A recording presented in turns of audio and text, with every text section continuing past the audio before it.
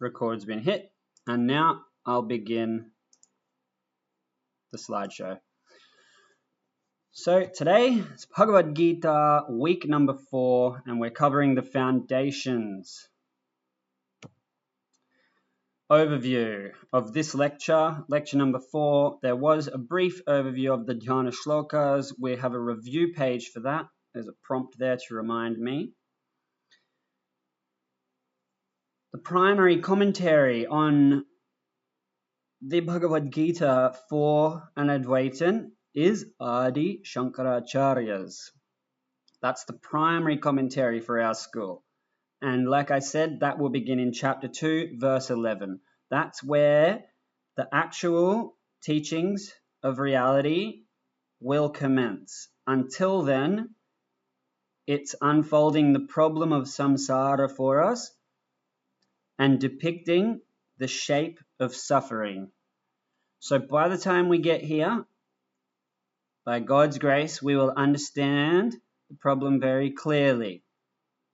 But we're still going to need a solution. But at least we'll know the problem, okay? And here's Swami just saying, while Shankara does start later, he's reiterating what I just said there. Chapter 1 is still important. It sets the foundation. So what's the foundation? It's a twofold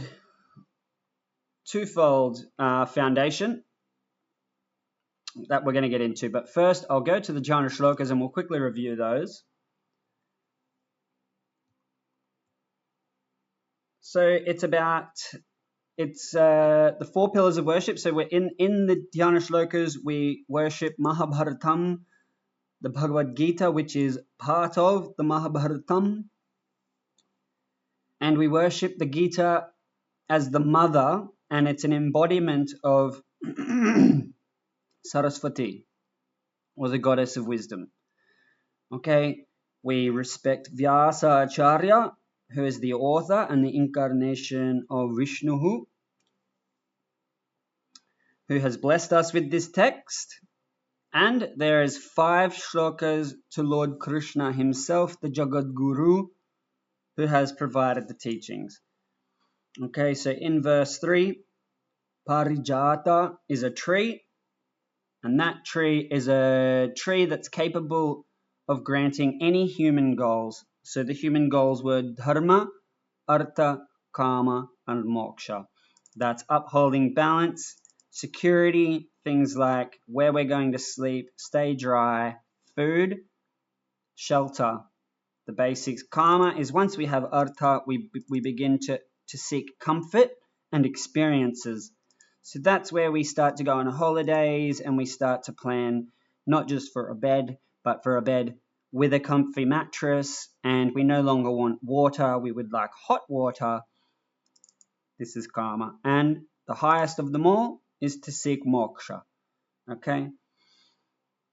By holding the whip handle or the totra vetra as a chariot driver, he teaches to do any job with pride and commitment. Okay? Because this is the Jagat Guru, and he is driving around as a charioteer. He's helping Arjuna by driving around as his charioteer.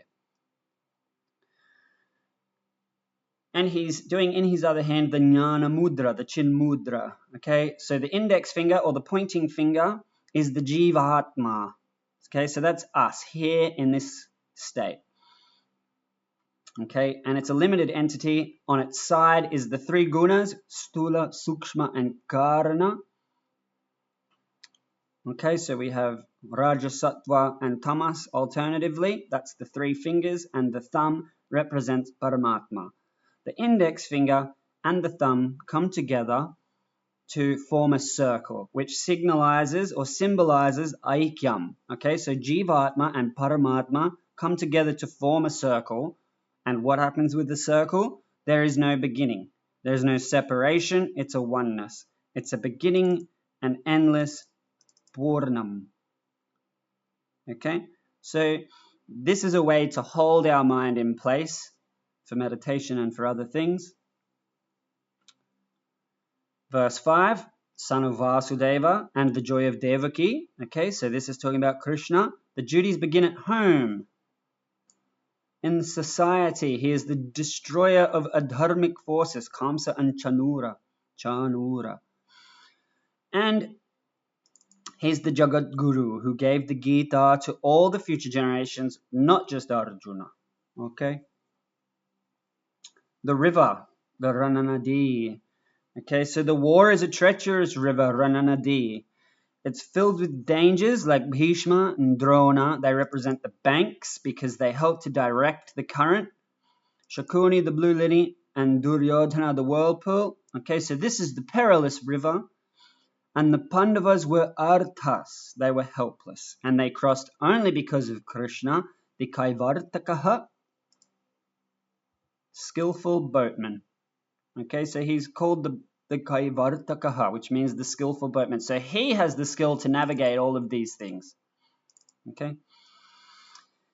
The power of grace, his grace, or kripa, in Sanskrit, grace, kripa, makes the dumb become eloquent, and the cripple become able to cross mountains.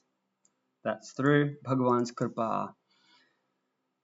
Surrender helps the student to climb the impossible 700-verse mountain of study.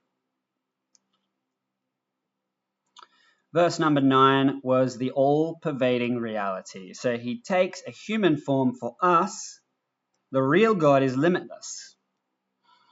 What does limitless mean? It means beyond time and beyond space. That's the Vedantic definition of limitless. There's two major limiting factors, that's time and space. He's beyond both of those. Beyond even the reach of the Devas. Okay? And his name is Krishna because he's the greatest attractor. He blesses all his devotees. That's why they're all drawn to him. He wants people to attain not just moksha, but he recognizes that to appreciate moksha, people need to attain artha and kama. They need to experience the world. Riches, fame, whatever it is you desire, that needs to be exhausted. So Krishna will help you to attain what you want in life so that you'll get bored of these things and turn to something higher, which is not artha or kama, or even dharma. It's moksha. Okay? So I'll close that now. That's our revision done. We can continue. So purpose 1 of this foundation, this two-part foundation that we discussed, that we're establishing in chapter 1, part 1 of the two-parted foundation is the human disease. Samsara Varnanam. Varnanam means description. So this chapter's primary purpose is Samsara Varnanam, description of the problem that we call samsara. This problem is universal because regardless of nationality, religion, caste, or time in history, every single person who has ever existed, exists, or will exist, suffers from samsara, from bhavaroga.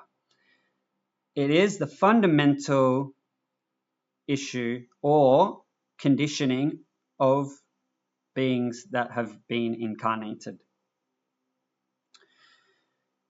Now, understanding this samsara or bhavaroga is incredibly important because without appreciation of the disease, there's no way to have any sort of importance for the remedy. So, to reword this in a way where I can use our new terminology, without clear knowledge of the disease, we will never become mumukshus.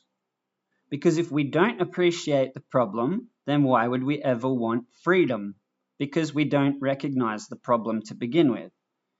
So that's why chapter 1 is so important. Introducing us to the problem is simultaneously, as there's a left, there's always a right. So as you learn what the human disease is, you will appreciate moksha.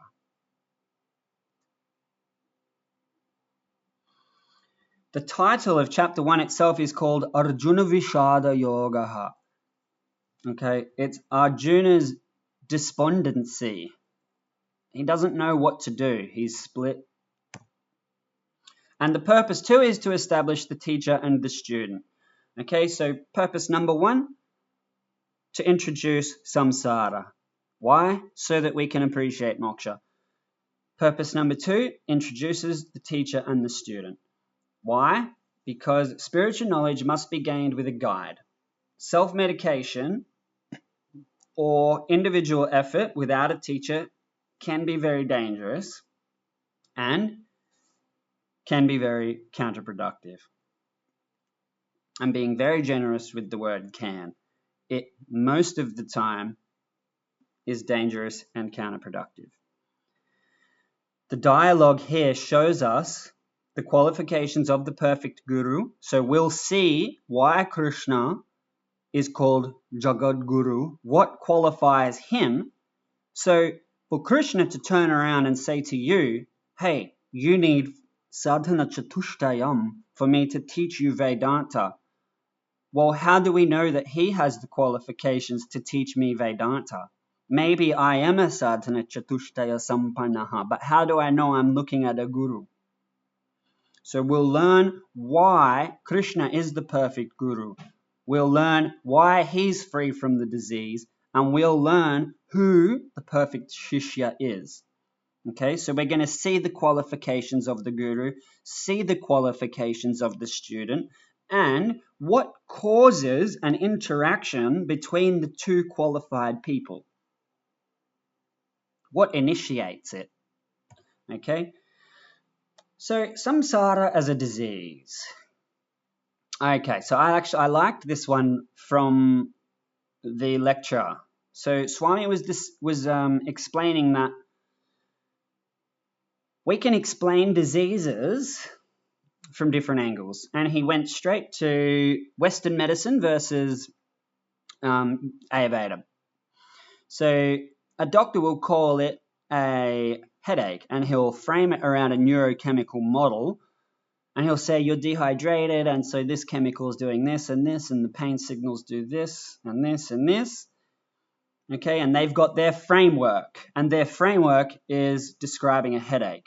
And then you ask an Ayurveda doctor, and they will say, no, it's pitta imbalance, it's this and this, you need to introduce this diet, you need to purify it this way. And they present the exact same headache in a completely different framework, but it's the same thing.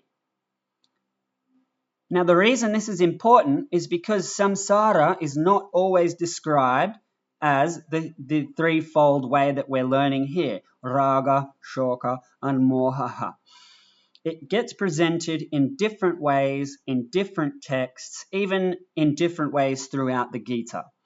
So this chapter 1, Vyasadeva Acharya has chosen to present samsara as a combination of 3 things.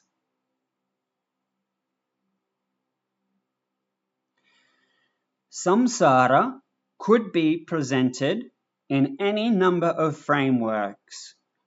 Vyasacharya has chosen this framework for chapter 1. Ragaha, shokaha, mohaha. Okay?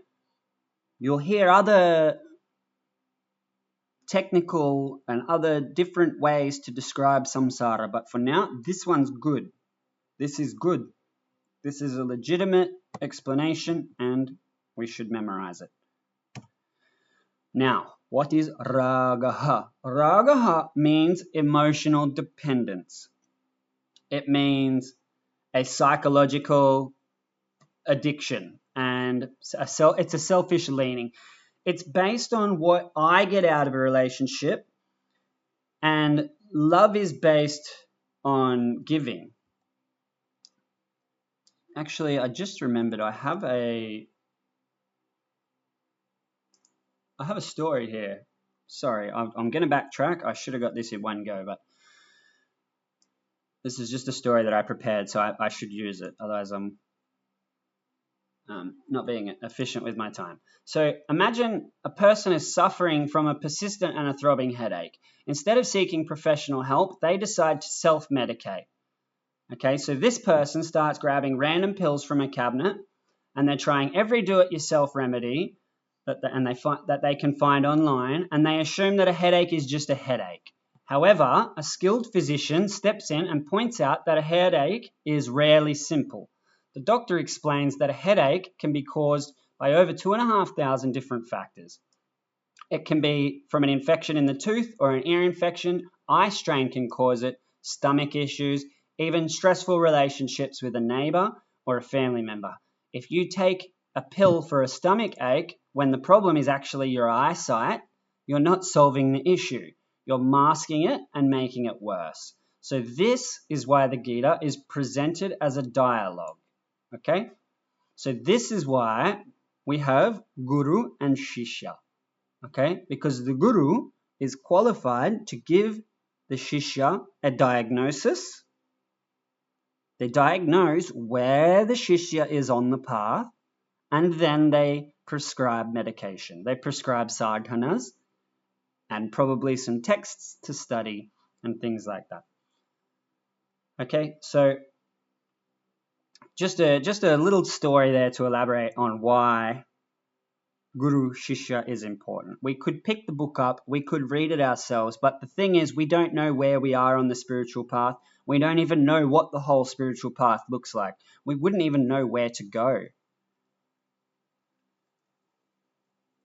So that's why a guru is so important. Okay, so raga is what do I get out of the relationship, and love is based on selflessness and giving. Okay, so raga is born from a weak mind that's empty, and it depends on external factors for satisfaction. Okay, so raga is emotional dependence or psychological addiction. It's selfishly leaning on something. Shokaha, okay, is attachment that has invariably led to sorrow.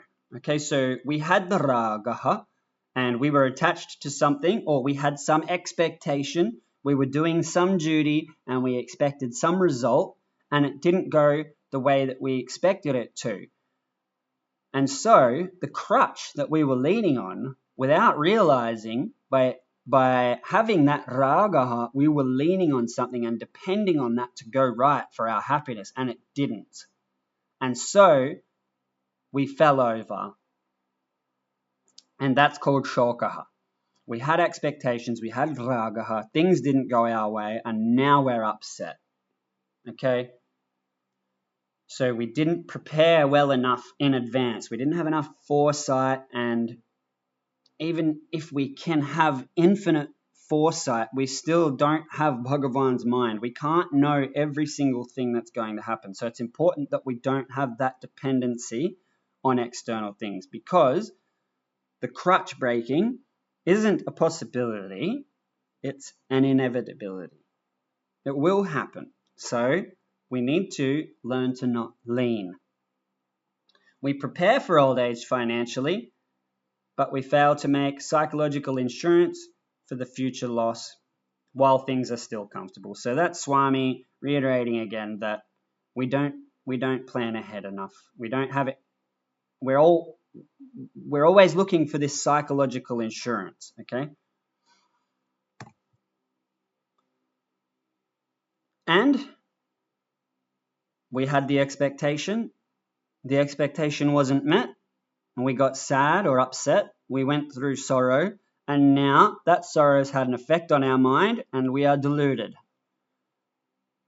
So when the attachment and the sorrow become present, the intellect gets veiled and it can't function properly anymore. So we can think back already. We've heard Swamis talk about the virus, I think twice. So some people describe virus as vital information resources under siege. And this happens when our EQ is low. Our EQ is our emotional quotient, and our IQ is our intelligence quotient. So if our EQ is low, or in other words, if we're struggling from shokaha or sorrow, then the EQ will go down. If the EQ goes down, we can't think properly and we don't have access, or we have limited access to our IQ. So what this means is if we're frazzled, we can't think clearly. If we can't think clearly, we make bad decisions. If we make bad decisions, we trap ourselves further into samsara.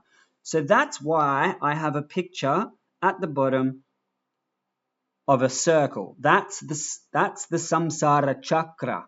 They call it the samsara chakra, the wheel of samsara. It's always turning, and we're stuck in that circle there. And we want to use moksha to get out of that cycle. Okay?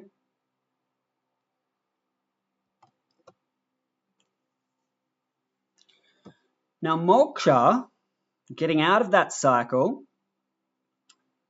aka the remedy to samsara, is presented in the next 17 chapters. So this remedy begins at chapter 2, shloka number 11. Chapter number 2, shloka number 11, we have the remedy, and that lasts up until the end of chapter 18. In the Tattva Bodha, moksha was described as 5 benefits. In chapter 1 of the Gītā, it's being presented as 3 things. Removal of raga, shoka, and moha. That's moksha here in chapter 1. In Tattva Bodha, we had 5 benefits. We had the removal of ignorance,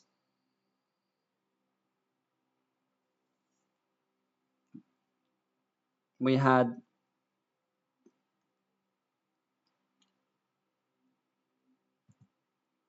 five at the beginning of the Tattva Bodha. So I hope you're familiar with the 5. And then we have the ethics of force. So Swami here was describing that ahimsa is the general rule, which means non-violence. But every rule has an exception. Okay? So Krishna tried, and Pandavas tried non-violent methods. They tried a lot. They tried sama, dana, bheda. They tried giving gifts and reasoning with them, and nothing worked. They even said, we just want a little bit of land to live on. They didn't offer them anything. So they tried all non-violent methods, and finally they had to resort to violence, which is still ahimsa. It's not violence, because they tried all non-violent methods, and now, instead of resorting to violence as a last resort, we would call it a justified force. Okay? Just like if somebody has a gangrenous foot that needs to be removed, a doctor tries everything. Antibiotics, they clean the wound, they remove dead flesh, they do everything, and at some point they realize that the entire system's at risk.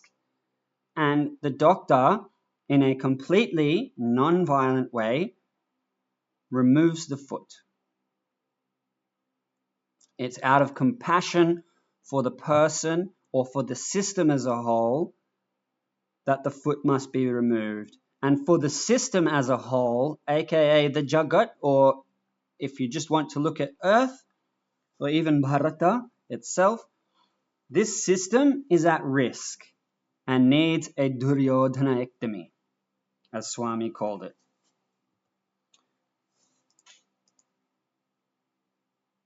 To understand why a spiritual text ends in a war, consider a surgeon faced with a patient suffering from a gangrenous limb. No doctor enjoys the act of cutting. They don't walk into an operating theatre with hatred or a desire to cause pain. Their first goal is always to save the limb through medication and gentle care. However, the moment the doctor sees that the medication has failed and the disease is spreading to destroy the entire person, the doctor has to make a difficult choice. Out of pure compassion for the patient's life, they decide to amputate. They're not attacking the patient, they're saving them. And the Pandavas were kings and Kshatriyas who spent 13 years in a forest trying non-violent methods, negotiation, peace talks, and patience to resolve the conflict. Only after every non-violent avenue failed did they resort to war. This war was a Duryodhanadectomy, a surgical removal of adharma, or unrighteousness. And that was to save the society from being destroyed. Okay, and then we cover the 3 shlokas. So we are officially entering 1.1 now. And we see that I might actually... Oh, have I got it here? Oh, I've got a summary. Okay, cool. Well, we'll have a look at this and then I'll go over the summary. So there's 3 main points in 1.1. And the first one is a vision gap. It's physical versus spiritual blindness. So it's using Dhritarashtra's blindness. He has physical blindness of the eyes, and they use that to symbolize aviveka, or a lack of discrimination. Okay? Even though he knew the war was wrong, his attachments rendered him to be blind inwards to dharma. And Sanjaya granted dirgdarshanam, or a divine vision. It's basically a live stream by Vyasacharya to see beyond the physical limits. Okay, so Sanjaya has some siddhi. And he's relaying everything that's happening to Dhritarashtra in live time, okay? Now, when he's asking, Dhritarashtra says Mamakaf, meaning my people, and the Pandavas. He calls the Pandavas as Pandavas, but he calls my people as my people. Now, the Pandavas are his family too, but they're cousins. So by this wording, he's separated his own sons from his nephews, and it reveals a fatal attachment, and it distorted his judgment and excludes the Pandavas from being in his family at all. And the battlefield, the Dharmakshetra, Kurukshetra, it's not a casual place to be. They're assembling eager to fight. They're Yugutsavaha on the field of Dharma. So they're on a war field of Dharma. And the Kauravas, which is Dhritarashtra's people, so when he said Mamakaha, my people, he was talking about the Kauravas. And then he called the Pandavas by their name, the Pandavas, the 5 sons of Pandu. So he excluded them from his family circle. Now the Kauravas, there's more of them. They have bigger and better weapons, and they have a lot more stronger people. The Pandavas are physically weaker, but they possess what Swami P called the plus factor, which is the Lord, it's Krishna, and he acts as their boatman.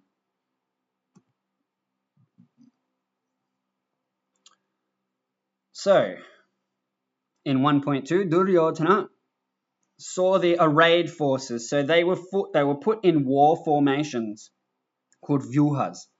And it's a psychological trap. And when the king saw this, he approached to speak to Dronacharya. So the king was speaking to his teacher.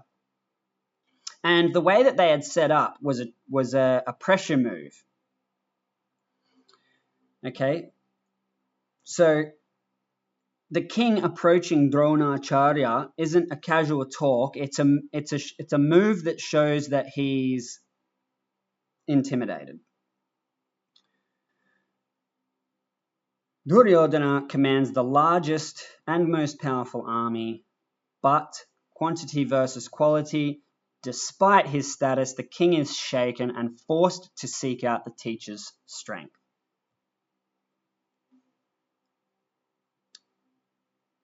Now, Duryodhana points out that the army arranged by the son of Drupada, Drushtadumna, and it's a sting to the teacher because Drushtadumna is Drona's own student. He was born specifically to kill him. I've got some more. This is why I made that little thing for elaboration. I can go into a few of these details a little bit. And he calls him Dhimata, calling him clever or cunning because he got trained up by the teacher and now he's creating a war formation that's designed to kill that teacher.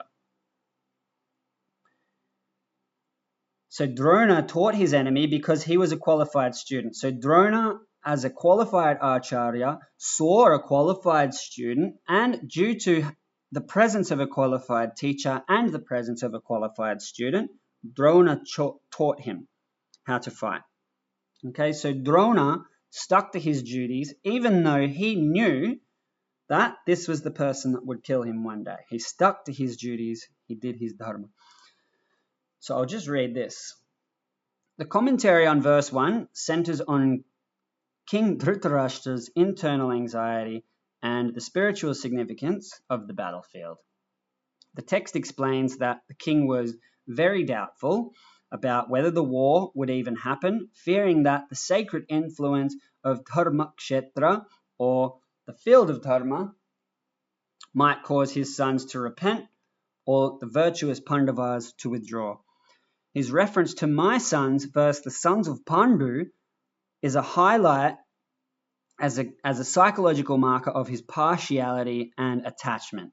Meanwhile, the choice of Sanjaya as his narrator is deliberate. The name itself implies a person who has conquered personal defects like repulsion and attachment, making him the perfect candidate to provide the king with an unbiased, objective report of the impending slaughter. Moving into verse 2, the focus shifts to the shrewd and diplomatic nature of Duryodhana. Although he is referred to as king, the commentary suggests his actions are driven by a hidden sense of fear upon seeing the Pandava army. He approaches his teacher Drona not out of genuine respect, but as a calculated move to hide his mental disturbance and to manipulate the situation. Unlike the moral hesitation Dhritarashtra feared, Duryodhana is portrayed as too wicked to be influenced by the sanctity of the field. Instead of repenting for his misdeeds, he immediately begins a diplomatic offensive to ensure that his generals remain committed to the fight. In the commentaries and notes for verse 3, Duryodhana's psychological manipulation of his teacher becomes explicit. He points out that the Pandava army, specifically a Chamu, which is a massive military division of thousands of soldiers, elephants and horses, is being led by Drushtadumna. By calling him the son of Drupada, rather than using his name, Duryodhana intentionally reminds Drona that his leader is the son of his sworn enemy. He further taunts Drona by calling the commander intelligent. So he mocked Drona and called him Dhimata, calling him intelligent, mocking him subtly, because the teacher carelessly trained up a student who has now become the very cause of their distress. Okay, so to get that, I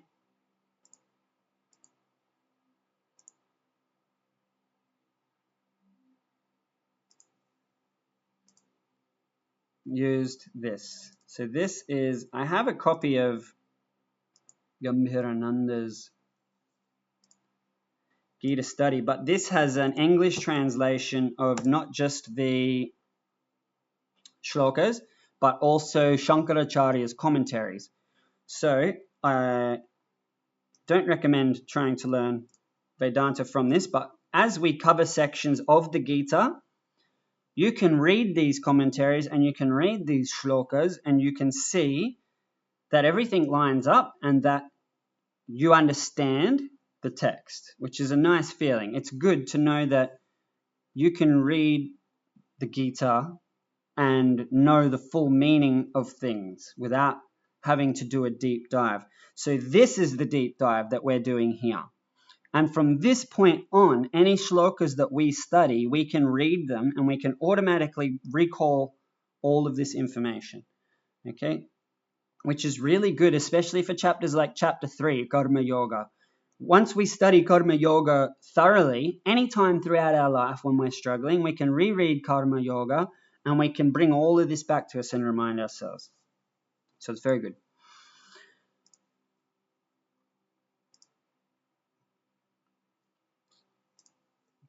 Okay, so the unfolding of the disease. So Arjuna's shift. So this is what's happening in chapter 1 while all this is happening. After 13 years of knowing the war was good, dharma, Arjuna had resolved to fight this war, and he wanted to fight the war, but Arjuna sees his family. He sees Bhishma and Drona. He sees his gurus and his grandfather, and he sees these connections, these attachments that he has. And that leads to shokaha. And finally, it will lead to mohaha, where he begins to see his duty to fight that he knew was correct for 13 years, all of a sudden, instantly, is dismantled. By what? By raga, shoka, mohaha. And Arjuna will seek help from Krishna. From 2.11 onwards. And Krishna is that plus factor. Duryodhana's army is physically larger and it is more powerful quantitatively. The internal strength is that the Pandavas have a major plus factory, and that is Krishna. Krishna is the charioteer of Arjuna's cart. And the lesson is that in life, there is external advantages. In life, external advantage does not guarantee a victory if the internal plus factor of dharma is missing. Okay? And that's why in the Gītā Dhyana shlokas, those unseen factors, which are called daivam, we pray to have those removed so that we can finish this study. So Arjuna asked for Lord Krishna's help on the battlefield, and we ask for Lord Krishna's help also for this feat, to overcome the Gītā. Okay, so the summary of this, we are ready for the remedy. So by the end of chapter 1, we will be ready for the remedy. We will understand the disease of samsara, and we will have diagnosed ourselves as a samsari. Arjuna confesses his confusion and helplessness, which qualifies him as a student. Okay, we'll also see why and how Krishna qualifies as a guru. And once that is clear to the reader and Arjuna, then Krishna can begin the teaching in chapter 2. So I hope that was clear for you all. I have some study flashcards to finish with, and that'll be the end of the revision session today. How does Swami explain the different ways that the scriptures describe the human disease?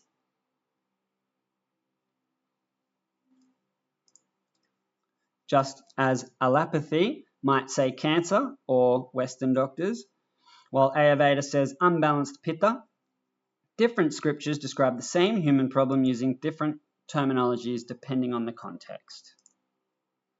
In the lectures framework, what is the fundamental directional difference between love and attachment? The fundamental directional difference between love and attachment. Attachment is a taking relationship based on what I get out of it, and love is a giving relationship based on sacrifice and the other person's well-being. So what is the difference between leaning on something then and holding onto it, according to the Swami? If you lean on a stick or an attachment, or in other words, some sort of worldly object, when that is not met, when that expectation is not met or that goal is not met,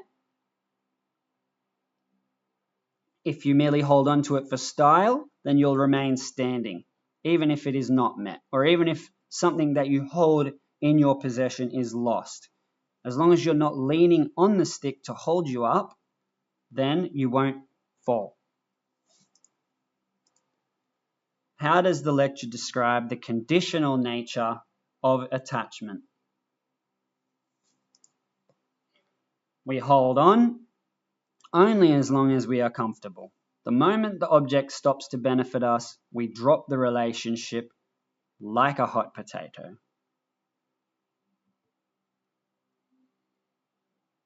Okay? So what does the Swami mean when he says people just shuffle the dependence? Swami said when we're seeking material attainment or material pleasure, we're shuffling the dependence. What did he mean? Instead of working towards true freedom, we just change the object of dependence. We're swapping from one object of dependence to another, just like a person who quits smoking and starts to use snuff. How does the lecture justify the Pandavas' decision to go to war?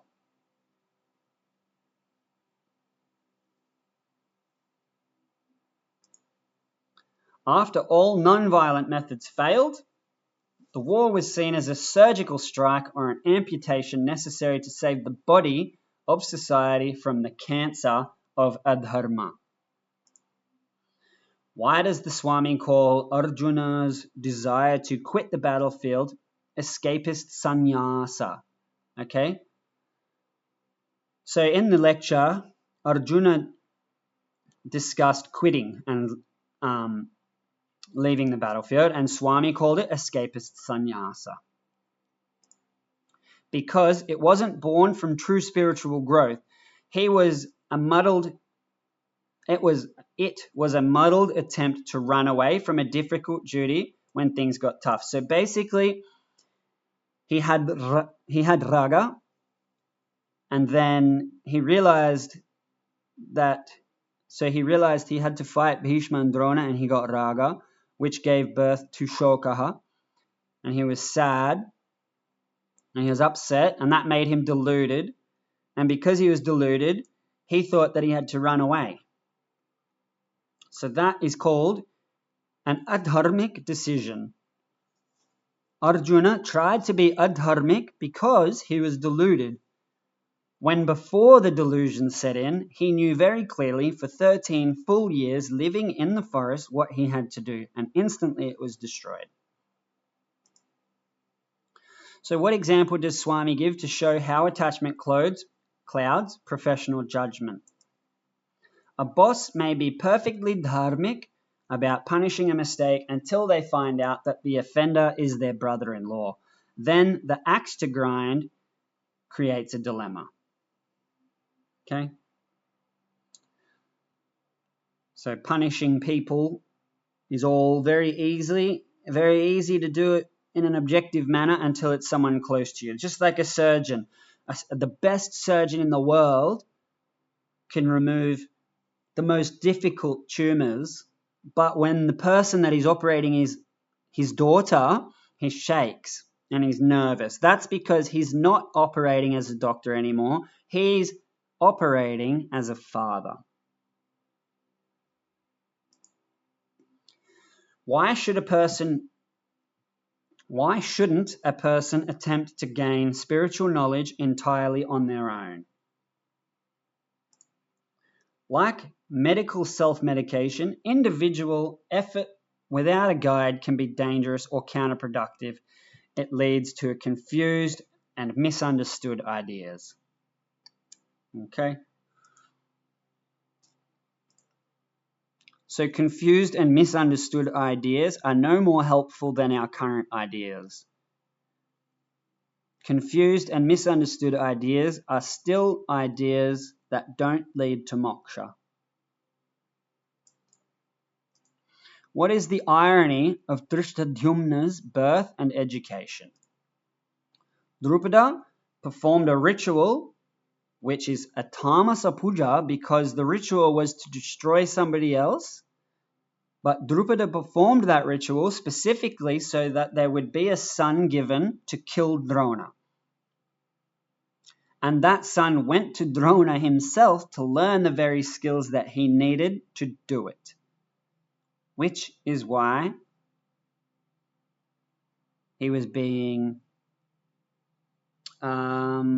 ridiculed in shlokas 1 to 3. Okay, congratulations, you've finished this deck, which means we've finished this revision session. I hope the little stories were useful for you guys. I hope the lecture slides were useful for you guys. That's it for today. I'll post the materials that I made that are extra to the group. Enjoy the rest of your day. I'll see you all next week. Hari Om.